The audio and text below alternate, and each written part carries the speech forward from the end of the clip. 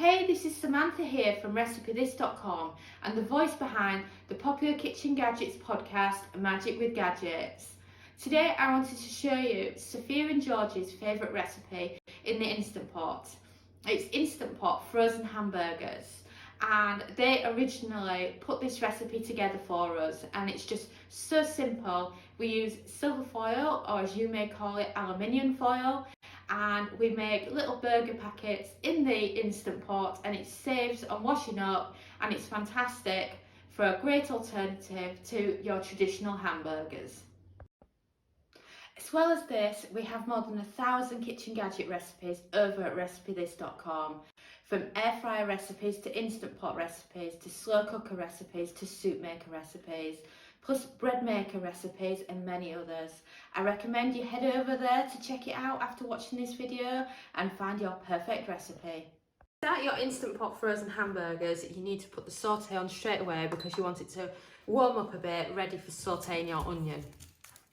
The reason we sauté the onion first is because then it can go in your burger and it'll be kind of like having fried onions in your burger.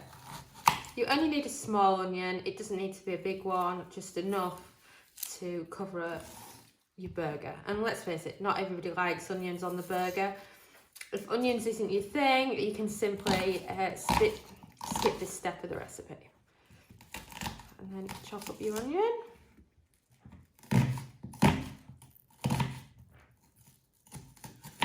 And then once you've chopped up your onion, you want to be adding in some extra virgin olive oil into the Instant Pot. Note that it can take a few minutes for it to get warm enough for the onions to sizzle, but you can be adding them in now and waiting for it.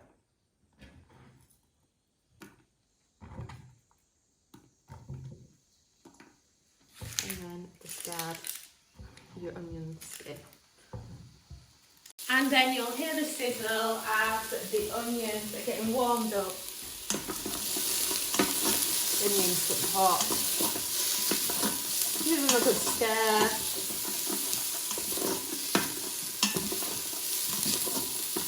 And you want to get rid of any bits that are stuck to the bottom of the pot. Once you've done this, you want to cancel your sauté. And then you want to add in your water into the Instant Pot. Excuse the smoke. This is perfectly natural and always happens when it's been on the sauté. And then once you've done this, you want to use the water to deglaze the Instant Pot and remove any bits that are stuck to the bottom, because if you don't deglaze the Instant Pot, you can end up getting the burn warning and it's struggling to go to pressure, and you don't want to be burning the bottom of the Instant Pot. And then once you've done this, it's time to focus on sorting out your burgers. I've got a pack of 4 hamburgers that have been bought frozen, and what we do is we do something a little different because we cook them in foil. The purpose of this is that when they're cooked in foil, you're keeping the flavour in the foil, and then you can actually serve them in the foil if you're not having a burger bun. Now your next step is to add a trivet into your Instant Pot. You use any of them, you could even use a steamer basket if you want. You just want something that can stop your burgers being in direct contact with the water. And then I recommend that you use some foil to wrap them up. Like I've mentioned, I've just got a new one here.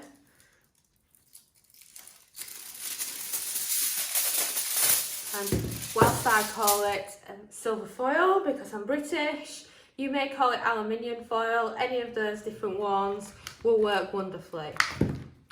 And then just place a frozen hamburger in the foil. Season it with salt,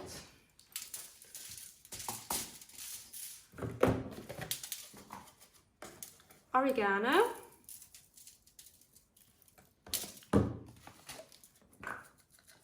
and a little bit of pepper.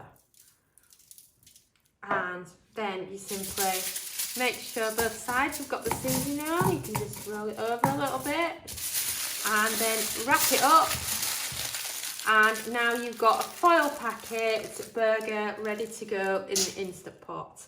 And then just do the same process again with each of your burgers. And then once you've done them all, it doesn't matter if they're stacked on top of each other in the Instant Pot, they'll still cook equally. And you could probably get away with doing about 8 to 10 at once, depending on the size of your burger. Today we're just doing 4, but you can do as many and as few as you want. And it's also fantastic for helping the kids with cooking in the kitchen, because the kids can do these with you. When we originally shared this recipe over on recipethis.com, there is plenty of photos on there of my kids actually making these. So if you're thinking of something yummy in the Instant Pot for the kids, then this is a fantastic starting point. And then once you've done this, it's time to get your lid on your Instant Pot. And then make sure the valve is set to sealing. And then press manual, or yours might be called pressure cook, and then you want to put the cook time up to 20 minutes. Note, if you have really big burgers, because ours are very small, then I would adjust the cook time up to 25 minutes. And then you just wait for the beep. And the Instant Pot's beeped, and we'll be back in 20 minutes. So the Instant Pot's beeped, we've released the pressure, and now let's check on our Instant Pot frozen hamburgers. And wow, that's a lot of steam, but I always expect that when you open the Instant Pot. And then you've got these lovely silver packets here, as you might call them, foil packets. And let's just check on them to see how the burgers are doing. And as you would imagine, they've shrunk a bit, because that's what happens when you pressure cook. But you can easily load 2 of these up into a burger bun, and they'll make absolutely delicious homemade burgers. And then of course we do have some onion in the bottom, so if you want to scrape some of the onion onto your burgers too, then you can. And now it's over to Dominic, as he's going to put them into buns for us and just see how amazing Instant Pot burgers are. Now over to Dominic to make these burgers. We're starting with some barbecue sauce. Here in Portugal, nearly all the burgers are served with barbecue sauce compared to ketchup or mayonnaise. And I must admit, since moving over to Portugal, I'd never liked barbecue sauce, but I've got a taste for it that's built up over the years.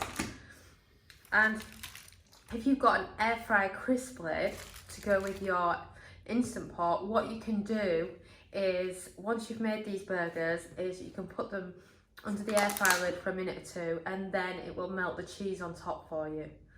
We've done this quite a few times over on Recipe This, and if you do love your melted cheese, then I recommend you give it a go. Or if you've got an air fryer, just add it with the cheese in the lid before you've added the garnish. Give it a couple of minutes at 180, and you've got perfectly melted cheese. Onto the burger is going the cucumber, as my American Italian uncle says, tomatoes. And then finally, let's add in some lettuce, shall we? Or any garnish that you prefer for part of your burger. Oh, more barbecue sauce. That's what I'm talking about.